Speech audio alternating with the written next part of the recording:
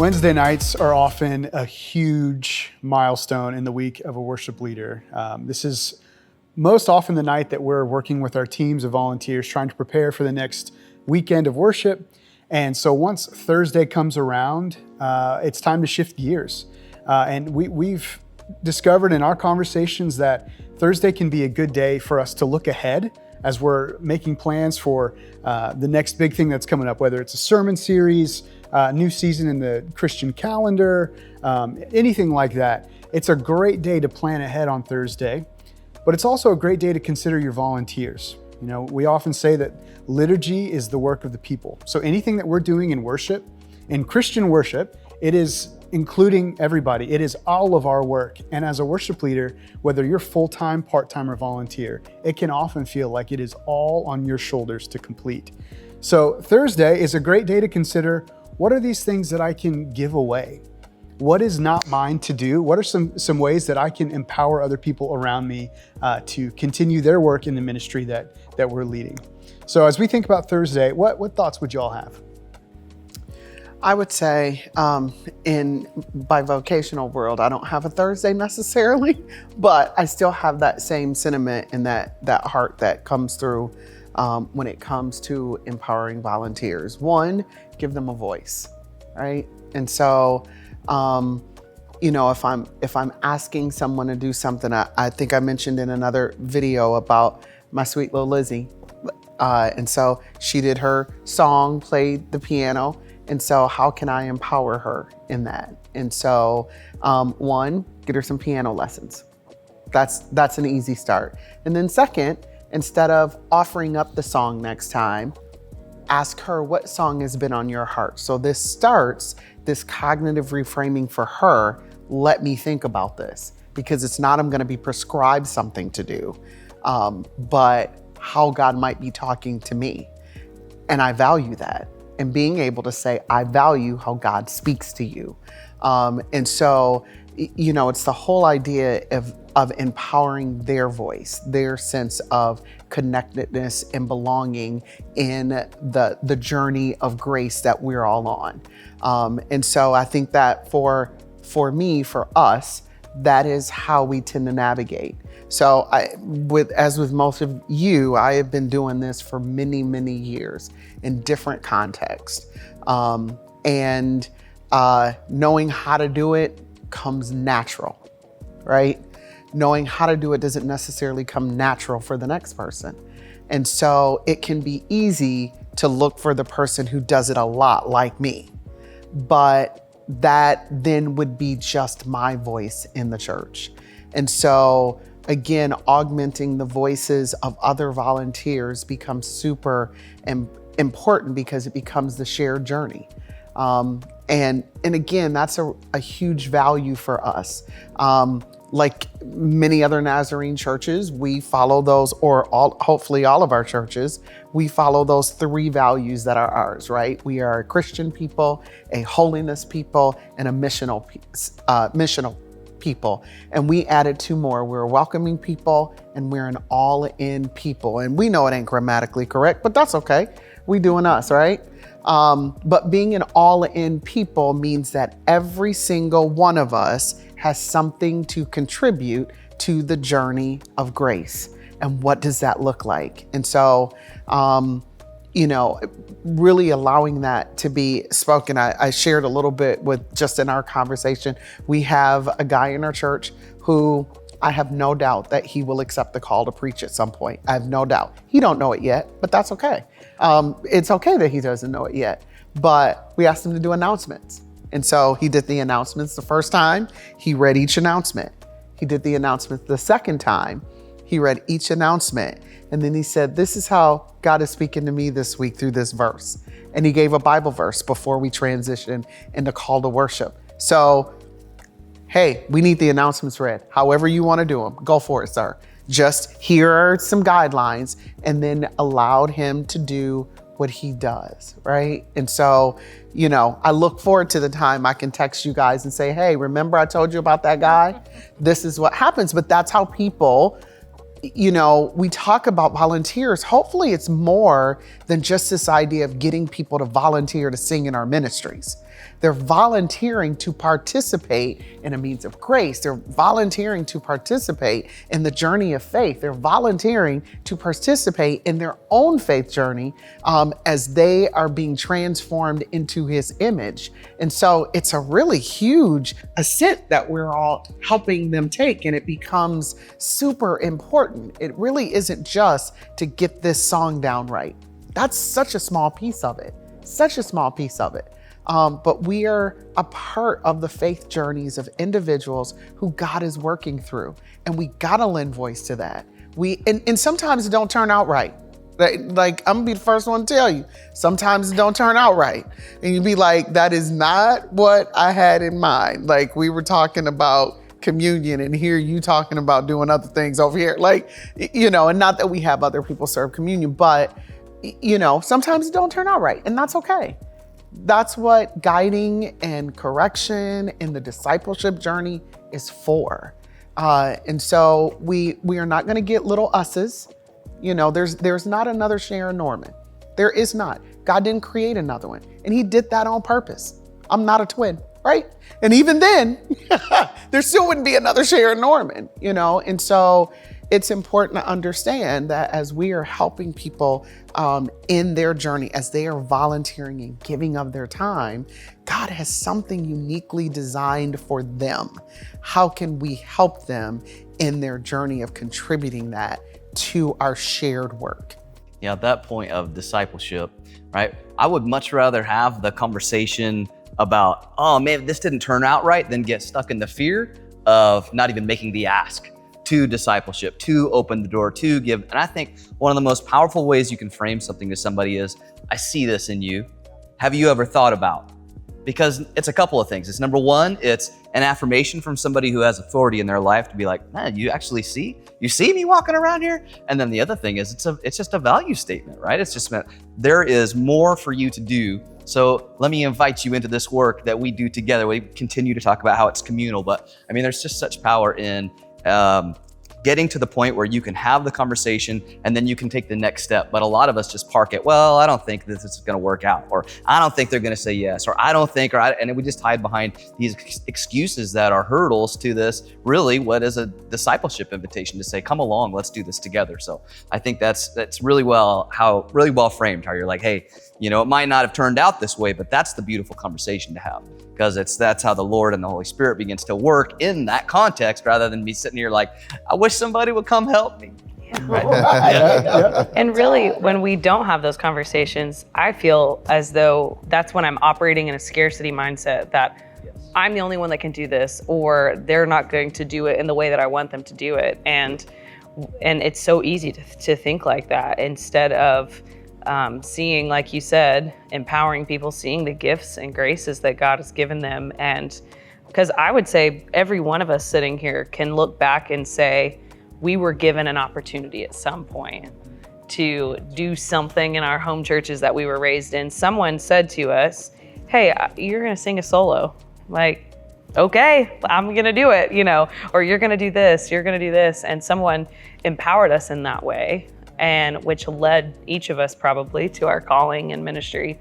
And so there is so much, I'm talking, wow, generational things that we could be a part of if we just empower someone to step into the gifts and graces that God is fanning into flame in their life, and we could help push them along onto the journey. And so, but we have to get out of that mindset that I'm the only one that can do it, or that, I think a couple weeks ago we had a choir member actually did announcements, and she just dropped some truth bombs when we were talking about giving and the importance of the tithe. And it was so beautiful, and no one asked her to do that. No one gave her that script. And I was just like, oh my goodness, how beautiful. Thank you for sharing that.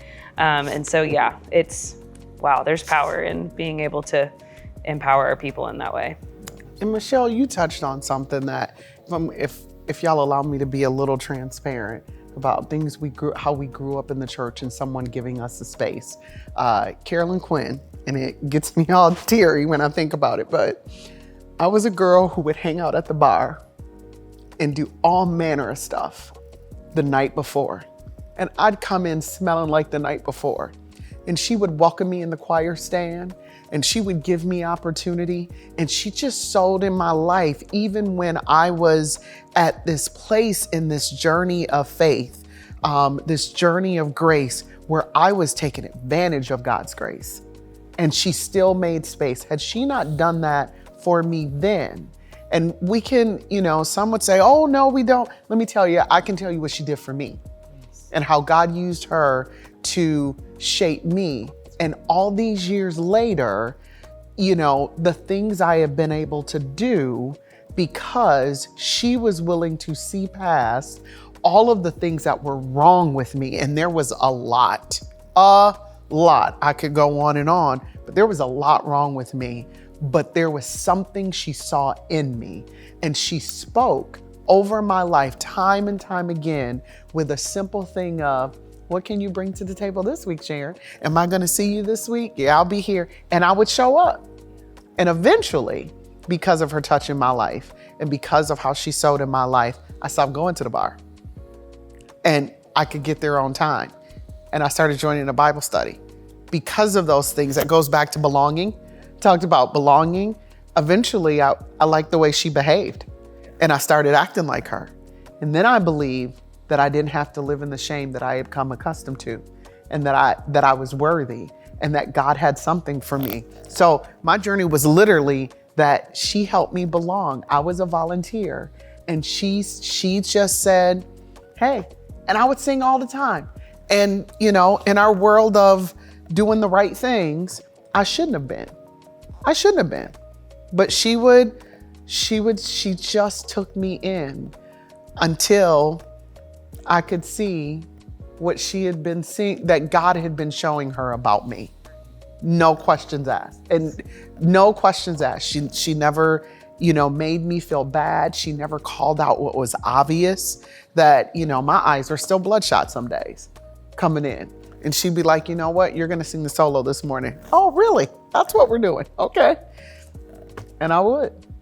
And eventually those songs were transformative for me. And that love that she showed me, no questions asked, was transformative. Am I saying that that's how everyone should proceed? If God leads you that way, absolutely. Yeah. Absolutely. Mm-hmm. That's good. Yeah, I think what we're kind of talking around is that if we are to gatekeep too tightly and hold on to tasks, hold on to opportunities to serve too tightly, and maybe it's because we think we're the only ones who can do it right, or they're not going to do it well enough, or whatever, or they're not living up to some kind of standard, we could be robbing somebody else of their opportunity to belong. People can't belong until they feel like they can contribute. So with all of that in mind, we're talking about how to lead teams of people, mostly volunteers, as a leader, as a pastor to these teams. Part of that responsibility, for me, it does happen literally on Thursdays. After a Wednesday night rehearsal, before a Sunday morning service, I try to think about how I can care for them, how I can support them, how I can continue to create new opportunities for them to be involved on a deeper level. So as you think about that, did anything come to mind, any stories or examples of ways that you try to do that for your volunteers? I just think principally, I think good leaders give away that which is most costly to give away. So the thing that you're I have to do this part. And for me, in my transition to Oro Valley, it looked like giving up the idea of leading every week in order to speak into those that do, right? So whatever that thing might be for you, or this is the one thing that I probably could never give away. I think the Lord has a really gracious way of allowing us to get to the point where it's hey, you know what? The way can be made broader and the invitation greater if I'm willing to walk open-handed with which I've been given, which I don't deserve anyway in the first place. So I think as the Lord continues to prompt all of us and the teams that we work with and those that we really believe in, to believe greater things, to give away that that which is most costly and just see what the Lord would do with that. Because I think that's a multiplier. That's a force multiplier when we're saying, okay, Lord, like I don't own any of it. So whatever it is that you're asking me to give away that I think is impossible, maybe just keep asking me that, right? And then help me see in others and believe things. Have you considered this? I believe this for you. And that leads to, Sharon Norman sitting here with us today. It's awesome. Right. Mm-hmm. I think as you look around at all of your volunteers and the things that are in front of you to do, and you have those conversations of I see in you, it's really important to set them up for a win. From the very first time, something very simple, whether it's reading a piece of scripture right before the song starts. It can be just one line if they're really nervous about it. But those small things, and even just going from that to, okay, now you're going to sing the first verse of this song by yourself as a solo. That's a big deal. But more than asking them to sing or lead part of a song or read scripture, when you do that with your volunteers, it makes them spiritually aware. It heightens that awareness because they begin to pray about that. Lord, I've been asked to do this task, to lead in this way. And so it really makes them aware of their value, and that somebody has seen in them leadership quality, and that's exponential in their life because they then continue to pass that on to others as it's built up inside of them. Mm-hmm. Yeah, because each one of us could remember the first person who had that conversation with us that says, I see where you are here, and I see there's more for you. For me, that's my first youth pastor. But I'm sure that we could each go to that one person, and that's, any setting, that translates anywhere, everywhere in the church world, calling something out, because that's what Jesus has done for us. He's right. He's like, there's more for you. Mm-hmm. What a powerful gift that is, that we have to be able to speak life into others, invite them into the journey that we've been graciously invited into. Yeah. Mm-hmm. I think keeping the mindset of volunteers and like their giving of their time and their energy, and appreciating that, but also that we're supposed to be stewards and shepherds of this particular group of people that have been entrusted with us. So sure, they're a part of our greater congregation, but this group, how do I get to know them? How do I get to hear their stories? How do I understand like what God has done in their life, is doing in their life, what's going on with their family? Because at the end of the day, you should pick up the phone or shoot them a text or check in and say, hey, how you doing? Oh yeah, I remember you had a job interview this week. How did that go? Or how's your daughter? I remember that she was sick last week. Is she feeling any better? Going to the hospital, visiting them. Yep, going to the hospital. Huge, yeah. So just really, truly caring for people that are a part of your team and for your ministry. And because that translates into so much buy-in and so much commitment and so much camaraderie. And that spirit, as we've talked about, of unity coming across on the platform when it's with staff, but also with your team. The congregation senses if there's something between people on that platform, volunteer or not. And so really being in one heart and mind as we care for our team, and they understand, hey, listen, I care about you way more than I care about the instrument you play or the song that you sing or whatever. I care about you as a person. And so that just goes infinitely to the reaches to really for them to know that you care about them as a person. Yeah, that's good. I think as we've already talked in this series about building trust in the relationship between worship leader and lead pastor, the theme of trust for a congregation and a worship leader or a worship team goes without saying maybe, but to such a profoundly deep level.